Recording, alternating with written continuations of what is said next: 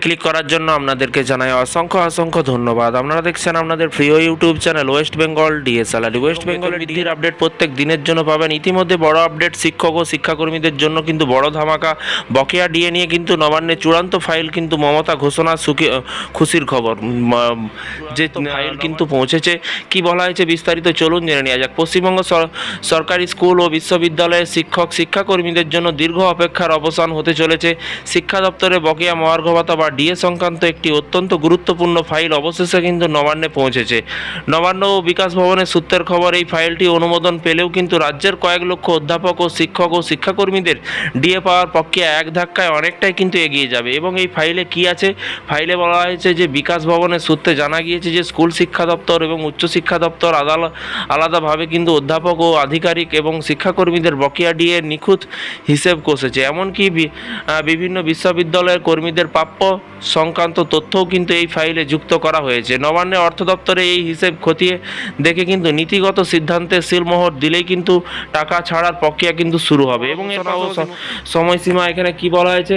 এখানে বলা হয়েছে সাম্প্রতিক মুখ্যমন্ত্রী মমতা বন্দ্যোপাধ্যায় সমাজ মাধ্যমে কিন্তু একটি অত্যন্ত তাৎপর্যপূর্ণ বার্তা দিয়েছিল। তিনি স্পষ্ট জানান, শুধু রাজ্য সরকারি কর্মচারী নয়, শিক্ষক, শিক্ষাকর্মী, পঞ্চায়েত, পুরসভা এবং সরকারি অনুদানপ্রাপ্ত প্রতিষ্ঠানের কর্মীরাও কিন্তু সমানভাবে ডিএ পাবেন। রোপা 2009 অনুসারে কিন্তু রাজ্য সরকারি কর্মচারীদের বকেয়া ডিএ 2026 সালের মার্চ মাস থেকে কিন্তু দেয়া শুরু হবে। এবং দ্রুত বদলাচ্ছে পরিস্থিতি। যদিও আগে 2026-এর কথা বলা হয়েছিল, কিন্তু গত কয়েকদিন অর্থ দপ্তরের সঙ্গে শিক্ষা দপ্তরের একের পর এক বৈঠকের পর পরিস্থিতি ইতিবাচক দিকে কিন্তু মোড় নিয়েছে। এই অর্থ দপ্তরের ফাইল কিন্তু পৌঁছেছে।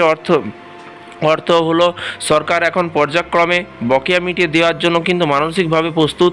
এবং প্রশাসনিক মহলের মতে যে প্রশাসনিক জট কেটে কিন্তু যাওয়ায় চলতি সপ্তাহে বড় কোনো স্বস্তির খবর আসতে পারে বলে কিন্তু মনে করা হচ্ছে। রাজ্যের শিক্ষা জগতের সঙ্গে যুক্ত কর্মীদের দীর্ঘদিন দাবি ছিল যে এই বকেয়া ডিএ এবং নবান্নের এই ফাইল পৌঁছানোকে কিন্তু তাদের নৈতিক জয়ের প্রথম ধাপ হিসেবে কিন্তু দেখছে সংশ্লিষ্ট মহলের একাংশ। তো এই ছিল আজকে একটি ছোট্ট আপডেট। এই ধরনের প্রতিদিন সরকারি কর্মচারীদের লেটেস্ট আপডেট পেতে অবশ্যই চ্যানেলটিকে সাবস্ক্রাইব করে পাশে থাকা বেল আইকনটিতে প্রেস করে রাখুন নতুন আপডেট পাওয়ার জন্য। আপনাদের মতামত নিচে কমেন্ট বক্সে কমেন্ট করে জানাবেন। আপনারা কত পার্সেন্ট ডিএ পেয়েছেন, আদৌ ডিএ পেয়েছেন কিনা সেটা কিন্তু অবশ্যই কমেন্ট বক্সে কমেন্ট করে জানাতে ভুলবেন না। থ্যাংক ইউ ভিডিওটি এতক্ষণ দেখার জন্য।